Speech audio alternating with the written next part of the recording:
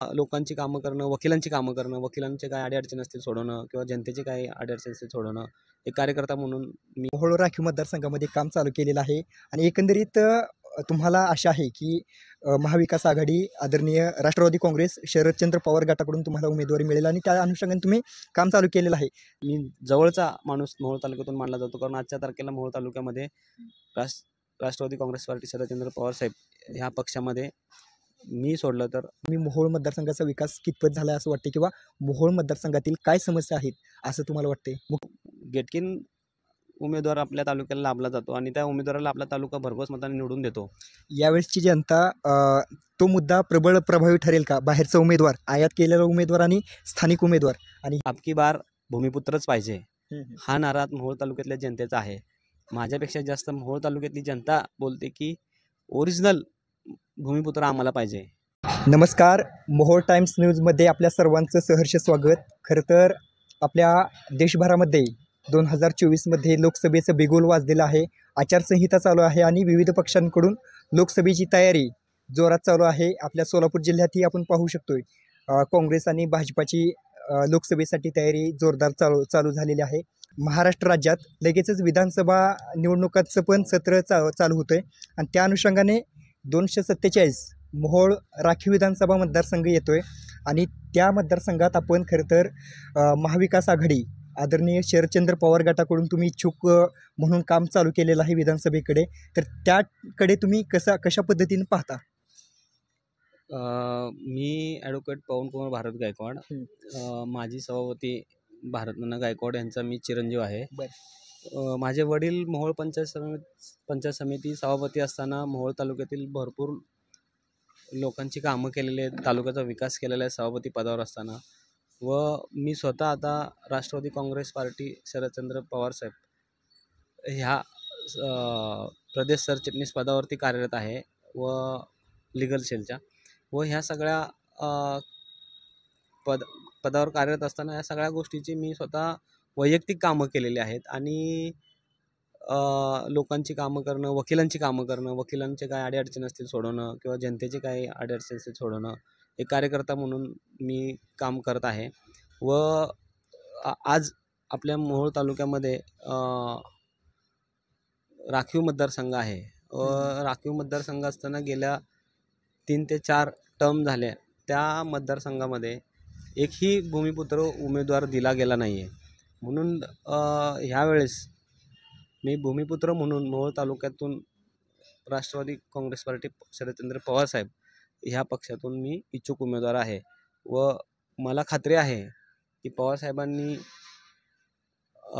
जे ध्येय धोरणं ठेवलेले आहेत की नवीन युवकांना संधी देणं किंवा नवीन उमेदवार देणं, त्याच्यामध्ये मी त्या रेषेमध्ये मी बसत आहे व म्हणून मी आज मोहोळ तालुक्यातून उमेदवारीसाठी इच्छुक आहे. निश्चितपणे तुम्ही मोहोळ राखीव मतदारसंघामध्ये काम चालू केलेलं आहे आणि एकंदरीत तुम्हाला आशा आहे की महाविकास आघाडी आदरणीय राष्ट्रवादी काँग्रेस शरदचंद्र पवार गटाकडून तुम्हाला उमेदवारी मिळेल आणि त्या अनुषंगाने तुम्ही काम चालू केलेलं आहे. तर आम्हाला हे जाणून घ्यायला आवडेल की तुम्ही शरदचंद्र पवार साहेबांचं आणि तुमचं कसं संबंध किंवा काय तुम्ही एकंदरीत संबंधाबद्दल काय सांगाल? मी मुंबई हायकोर्टमध्ये प्रॅक्टिस करतो आणि साधारण महाराष्ट्र प्रदेश सरचिटणीस पदावरती कार्यरत असल्यामुळे प्रत्येक मीटिंग असतील, प्रत्येक कार्यक्रम असतील किंवा काही पक्षाचे मीटिंग किंवा कार्यक्रम असतील त्यावेळेस मी स्वतः तिथं हजर असतो व त्याच्या बाबतीत प्रदेशच्या बहुतेक सारे गोष्टीचा उपयोग म्हणजे लोकांपर्यंत काम करून पोचण्याचा उपयोग असतो तो मी केलेला आहे आणि आज पण करत आहे. तर साधारण पवारसाहेबांचा मी जवळचा माणूस मोहोळ तालुक्यातून मानला जातो, कारण आजच्या तारखेला मोहोळ तालुक्यामध्ये राष्ट्रवादी काँग्रेस पार्टी शरदचंद्र पवार साहेब ह्या पक्षामध्ये मी सोडलं तर बाकी अजून 1-2 नेते मंडळी असतील. त्याच्या हिशोबाने तालुक्याला आज आम्ही तालुक्याचा एक नेतृत्व म्हणून मानलं जातं व काम करण्याची आम्हाला संधी मिळाली साहेबांच्या, त्याच्यामध्ये मी माझं भाग्य समजतो. निश्चितपणे आपण बघू शकतो की जो आपला मोहोळ मतदारसंघ राखीव आहे 2009 पासून राखीव होता. उमेदवार तर बाहेरचे होते तो भाग वेगळा, परंतु एक मोहोळचे तुम्ही एक नागरिक या नात्याने तुम्ही मोहोळ मतदारसंघाचा विकास कितपत झाला असं वाटते, किंवा मोहोळ मतदारसंघातील काय समस्या आहेत असं तुम्हाला वाटते, मुख्य समस्या, आणि त्याकडे एकंदरीत तुम्ही कसं पाहता मोहोळ मतदारसंघातील समस्याकडे?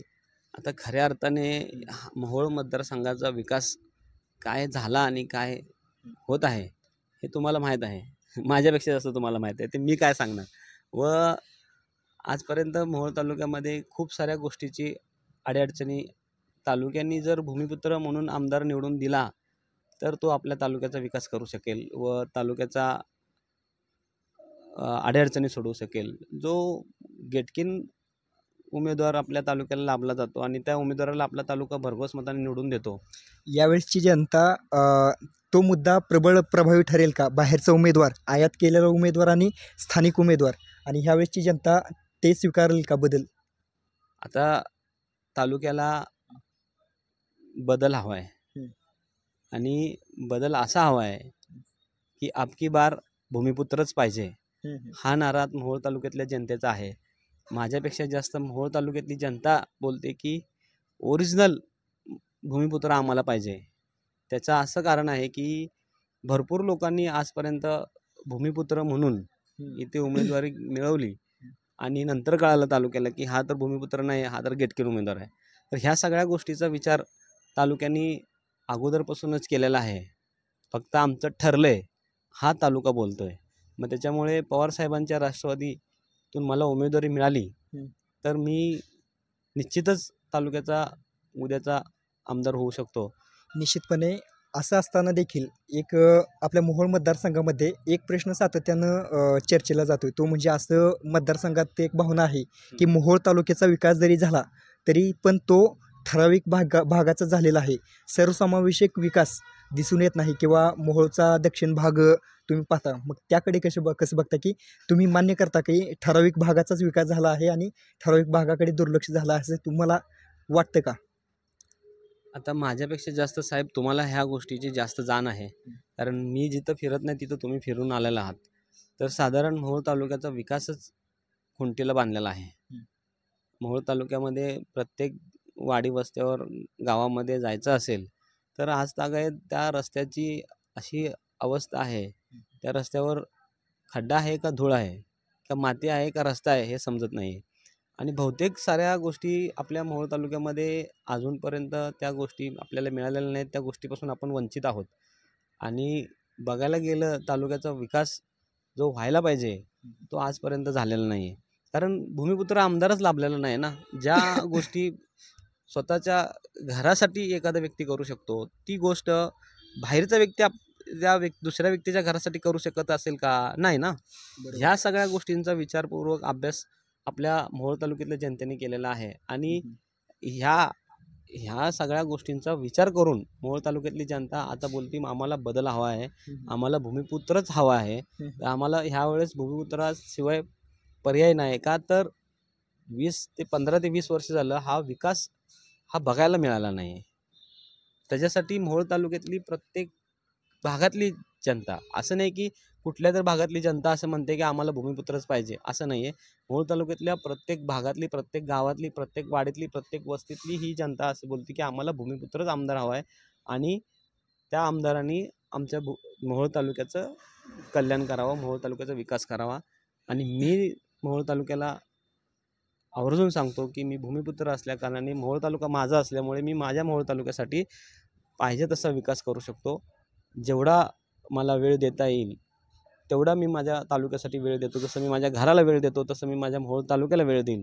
जे समस्या आहेत, खरं तर एक ही मुलाखतीचा मुद्दा जर बाजूला ठेवलो तरी पण एक शोकांतिका अशी आहे की देशाला स्वातंत्र्य मिळून इतकी वर्ष होऊन गेली तरी पण आपले जे साधे मूलभूत प्रश्न आहेत, रस्ते, वीज, पाणी, यासारखे सुद्धा प्रश्न आणखीन मोहोळ तालुक्यामध्ये काही ठिकाणी सुटलेले दिसून येत नाहीत. सर्वसमावेशक विकास पण तुम्ही म्हणलात की झालेला दिसून येत नाही. जर आपण मोहोळ मतदारसंघाचा विचार जर राष्ट्रवादी काँग्रेस या नात्याने केलात तर 2 गट पडलेले आपण दिसून येतो. तर माझा प्रश्न असा आहे की मोहोळ मतदारसंघातील जनता च्या गटाकडे जास्त कल असेल, त्याबद्दल तुम्हाला काय वाटतंय? हे बघा साहेब, ओरिजिनल एखादा ब्रँड असतो ना, तो ब्रँड असतो. जे ओरिजिनल पवार साहेब आहेत, जे शरदचंद्रजी पवार साहेब यांचा ओरिजिनल पक्ष जो आहे त्या पक्षातल्या प्रत्येक कार्यकर्त्यांनी ठरवलेलं आहे की पवारसाहेबांना आपल्याला सोडून जायचं नाही. ह्यावेळेस पवारसाहेबांना जो व्यक्ती सोडून गेलेला आहे, जो आमदार सोडून गेला, जो खासदार सोडून गेला आहे, तो स्वतः पस्तावणार उद्या भविष्यामध्ये. कारण पवारसाहेब ही अशी ताकद आहे, ही आपल्या तालुक्याला, जिल्ह्याला, राज्याला आणि देशाला सुद्धा माहीत आहे की पवारसाहेब ही ताकद खूप मोठी आहे. कारण की पवारसाहेबांसमोर त्यांचे विरोधकसुद्धा पवारसाहेबांना नमस्कार घातल्याशिवाय पुढे जात नाहीत.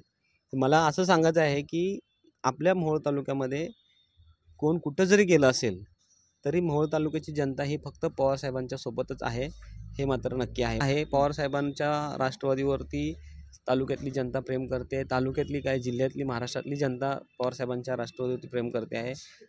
आणि पवारसाहेबांचं काम हे पूर्ण महाराष्ट्राला माहिती आहे. माझ्यासारख्या सर्वसामान्य कार्यकर्त्यांनी ह्या सगळ्या गोष्टी स्वतः डोळ्यांनी बघितलेल्या आहेत.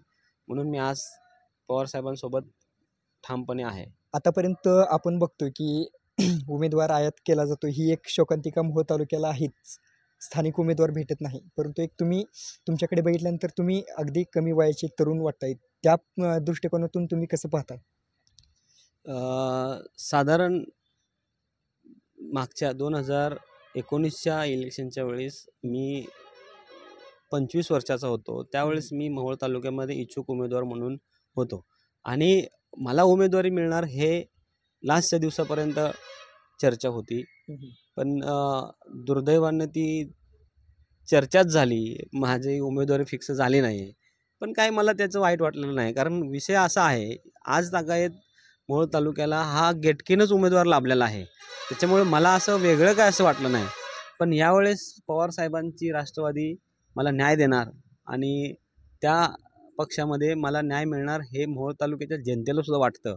म्हणून मी आज मोहोळ तालुक्यामध्ये इच्छुक उमेदवार म्हणून गावोगाव फिरत आहे, तालुक्यातल्या लोकांना भेटत आहे. तालुक्यातली जनता मला चांगला प्रतिसाद देत आहे की साहेब आपण तुम्ही आलात तर आम्हाला असं वाटतं की भारतनाना म्हणजे सभापती आमच्या घरी आले, तुम्हाला बघितल्यानंतर आम्हाला नानांची आठवण येते.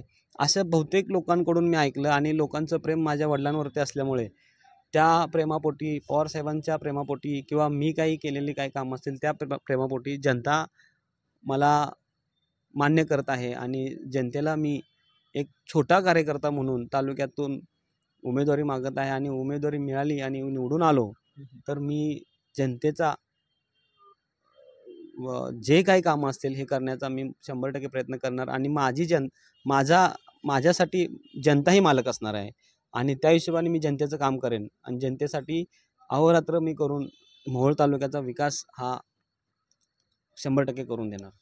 निश्चितपणे तरुण तडफदार चेहरा असल्यामुळे होणारा सकारात्मक बदल निश्चितपणे होईल असं साहेबांनी सांगितलेलं आहे. आणि खरंच लोकसभा निवडणुकीनंतर जेव्हा विधानसभाचं चित्र महाराष्ट्रासमोर येईल आणि विधानसभेचं वातावरण तयार होईल, तेव्हा खरंच मोहोळ 247 मोहोळ राखीव विधानसभा मतदारसंघामध्ये जो पूर्वीपासून म्हणजे 2009 पासून स्थानिक उमेदवार विरुद्ध बाहेरचा आयात केलेला उमेदवार, हे चित्र यावेळेस पलटणार का हे पाहणं उत्सुक्याचं ठरेल. आमच्या शुभेच्छा तुम्हाला आहेतच. आपण पाहतोय मोहोळ टाइम्समध्ये कॅमेरामॅन वैभवसह विजय पुजारी, मोहोळ टाइम्स, कामती.